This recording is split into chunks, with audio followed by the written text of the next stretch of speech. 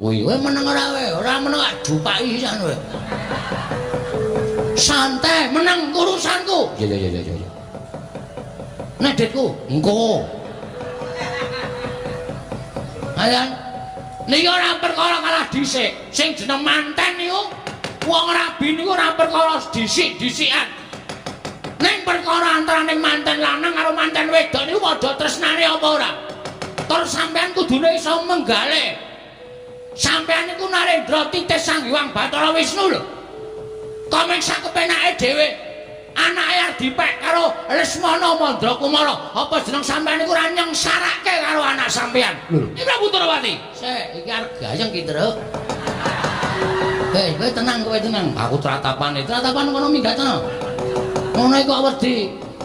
Sinuwun Mandra wis melu omong. Amun dhek cangkeme kok nang melu omong. Tenang wae to.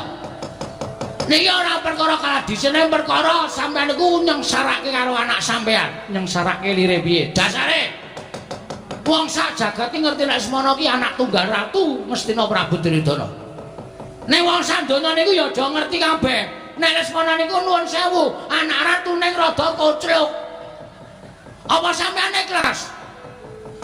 Anak sampeyan ndak lara temen dipek karo anak ratu ning rada petuk. Apa sampeyan iki mang pingin?